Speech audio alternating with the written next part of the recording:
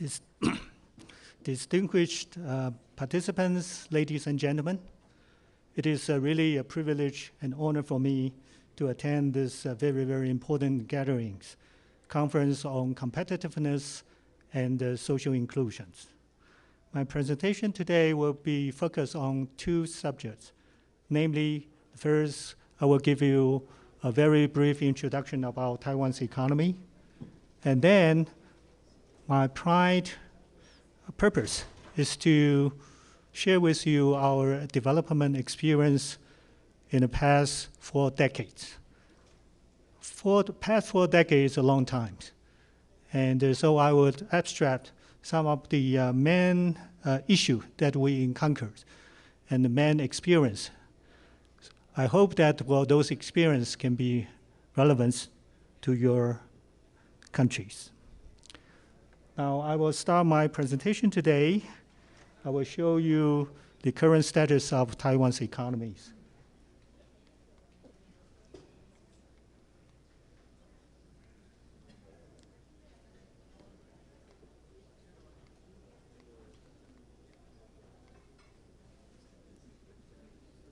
Next page.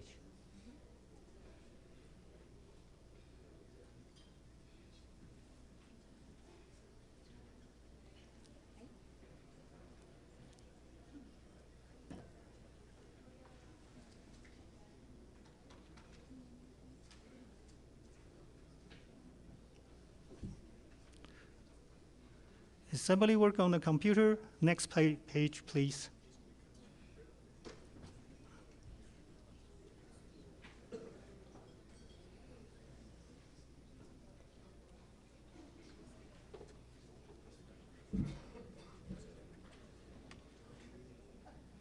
Okay. Next page. Next. Because of the time constraint, I'll be make my presentation very, very brief. Here, the first slides show the competitiveness of Taiwan's economy. And from this page, you can see that Taiwan is doing relatively well globally. And here, there's one statistic that I would like to share with you. That is the evaluation done by the World Bank. The evaluation is called doing business. Well, the statistic shows that, nowadays we rank 16th globally, and we rank number 6 in Asia. I can tell you that, in year 2008, when I joined the government and served as the Deputy Minister for Council for Economic Planning and Development, I was assigned by our Premier. My job is to watch this Doing Business Index. At that time, our ranking was 61st place globally. 61st place globally. And during my first 4-year tenure in the government, I work hard to improve this Doing Business Index. I work with my business communities, and I work with different government organizations. We took up all the untimely or outdated government regulations. So we improved this index drastically. And I think if Taiwan experience can be any relevant to Ecuador, I would like to suggest that your government should watch these statistics and try to improve it vigorously. That's my first message. Next, please. Next page. Next page. And on this graph, it shows the technology performance in Taiwan. I use the US patent registration statistics. From this table, you can see that Taiwan ranks number 4 globally. US number 1, no question about it, followed by Japan, Germany, and Taiwan. So that's how many patents we got from the US government cumulatively. And if we divided this patent statistic by number of people, number of populations, so this statistic shows that, well, how many patents per million populations. And here we rank #1 globally. So it shows that, well, this is the technology intensity in Taiwan. Next page, please. And this statistic shows the GDP. Well, this is our GDP, over 20,000 US dollars. But when it's adjusted by purchasing power parity, our GDP rank as much as close to 40,000 US dollars, which is higher than Japan, France, South Korea, Malaysia, and so on. These are the INF statistics. Next. And this is the so-called happiness index. And we rank 16th place globally. Okay, that's all about the goodness about Taiwan. Next page. Here I want to show you, I want to share with you how we did it. And we have to date back to the 60s and the 70s. And there are some of the key important elements that we accomplished in those days. Next page, please. Here are the major factors help us to do the transformation. The first one is we try to transform our economy from agricultural base to industrial one. And in order to do the transformations, in the 60s, we established this so-called export processing zone. Export processing zone. I believe that we are the first country in the world establish this export processing zone. What's the magic about this? The magic about this export processing zone is that through this export processing zone, it is not high tech, but it is appropriate tech, put it in this way. So we use this export processing zone to create jobs for our citizens, so as to attract those people from the agricultural sector to the industrial sectors. The industrial sector is what we call light industrial sector. It's not a heavy one. The light industrial sector. So that can create more jobs. So when we attract farmers or those people, underemployed people from the agricultural sector to the industrial one, we give jobs. We improve their wages. And when we develop our labor-intensive industry, that's what we call the light industry, we successfully eliminate the so-called disguised unemployment problems in the agricultural sectors. Then, as our economy improves, the wages improve. I mean, the blue-collar wages improve. So the blue-collar wages can grow as fast as those white-collar workers. And in that sense, we can achieve growth with equity. What do I mean by growth with equity? We have the very rapid economic growth on the one hand, but we can improve the wages for blue-collar workers on the other hand. So that's what I meant, growth with equities. And in those days, remember in the 60s, everybody talking about how about a big steel mill, how about a big automobile factories. Those are the sexy terms in the 60s and 70s. Just like today, everybody talking about innovation, technology. Same thing, same thing. New Zealand, Australia, they all had their auto industry. But how about today? New Zealand and Australia, they abolished their auto industry. They abolished it because it doesn't fit to their economy. So today, if Ecuador, your country, talking about technology, then you have to be very, very careful about what kind of technology you are talking about. We are not talking about rocket science technology. Same as Taiwan, we are not talking about rocket science technology because it doesn't fit our economy. We are talking about the technology can make our economy work. So there's one phrase says that a friend in need is a friend indeed. I would like to argue that a technology in need is a technology indeed. Agree? So, high-tech technology sometimes can be a fatal attraction to a country. Taiwan, we do have a lot of high-tech technology, but I still advise my government to be very, very careful about what kind of technology you are pursuing. Okay, so that's lesson number 2.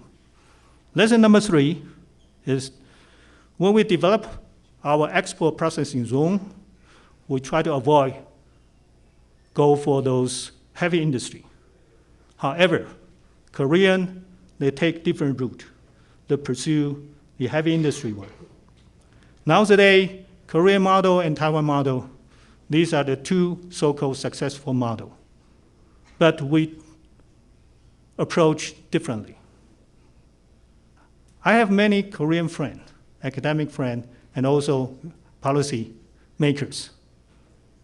I understand Korean, I think, fairly well.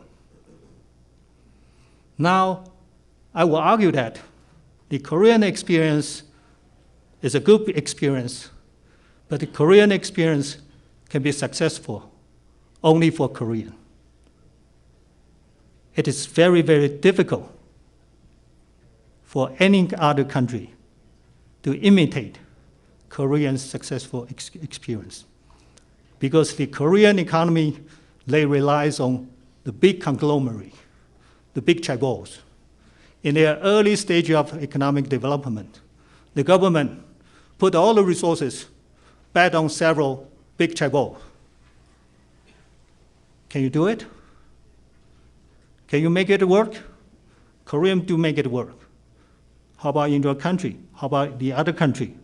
Any other country? If you took the Korean models, can you make it work? If the big chaebol fail, the country will be running into a disaster. Koreans do have a very, very bad experience in the Asian financial crisis period. Now they succeed. So I would like to advise, or I would like to share that word here.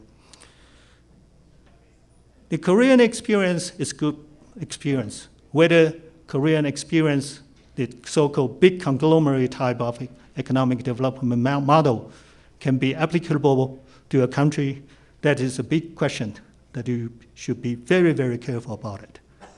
In contrast, I would like to argue very strongly and also endorsed by the World Bank. The Taiwan model is a model which can be applicable to many countries, including many Southeast Asian countries, Vietnam and some other Southeast Asian countries. It is a safe model, a very, very pragmatic approach to improve a country. We don't play magic. We just do the work right, and we just make things happen. Now, here I would like to share with you another point, that the role of the public-owned enterprises.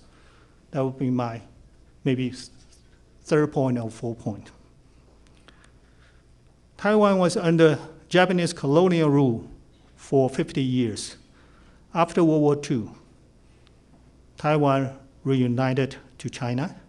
So the government from mainland China come to Taiwan, and the government the nationalist government took over all the Japanese enterprises because the Japanese they left. So the government took over all the Japanese enterprises and turned it into the so-called public-owned enterprises, POE. the government run it. But the government run the POE very, very carefully. The government don't have any attention to use the POE to monopolize Taiwan's economy. No.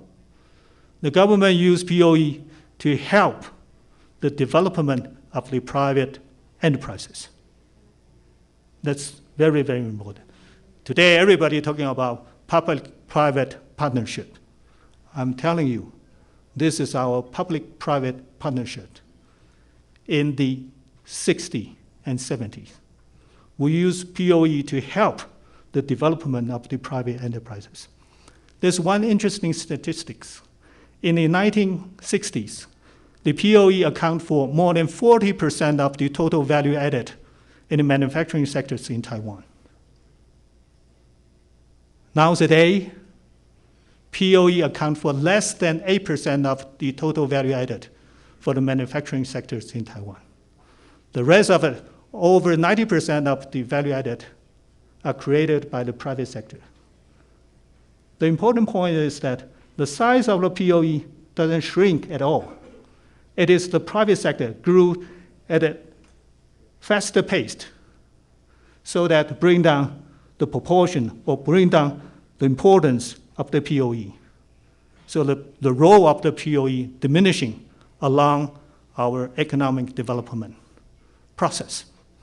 So that's another point. Number 6, the timing of the privatization. I think that marks the difference between Taiwan model and the Korean model. The POE in Taiwan doesn't privatize until mid of 1980s. So we do the privatization in the later period. Whereas in the Korean government, after Korean War, also took over all the Japanese enterprises. And after the Korean War, the Korean government privatized all their POEs. So turn them into chaebol or conglomerate. So that marks the difference between Korean model and Taiwan model. How much time do I have? Okay, maybe 5 minutes. Now I come to my conclusion. So maybe another page, one more. Next page. The important policy for the 70s and 80s are educations. We launched our 9-year compulsory educations in 1968. In those days, our per capita GDP was less than $400 US. Was less than $400 US. So we extend our 6-year compulsory educations to 9-year educations. And education today, nowadays, we have so-called 12-year free educations. Nowadays, for students finish their 9-year compulsory educations, 99% of them will either go for the high school education or vocational high school educations. And for students who choose the high school education, after they finish their high school education, 96% of them will pursue college or university educations. And for students who finish their vocational high school education, normally that's 3-year to 5-year vocational high school education, 80% of them will go to Polytech. 80% of them will go to Polytechs or technical university. So that's the education, higher education, nowadays in Taiwan. I will argue that it is the education in the early 60s and 70s, make us so that we can establish the science park in 1980s. We can be ready to develop the so-called high-tech industry. So we established this establishment of the science park in the 1980s. And our high-tech industry take off after 1980s. So that's the story. In sum, if I may, I would like to summarize my presentation as follows. What the government should do, I think 3 main conclusions. Number 1, encourage private entrepreneurship. Number 2, improve infrastructure, both hardware and software. Software, I mean education. Number 3, adopt the adequate regulation to encourage business development.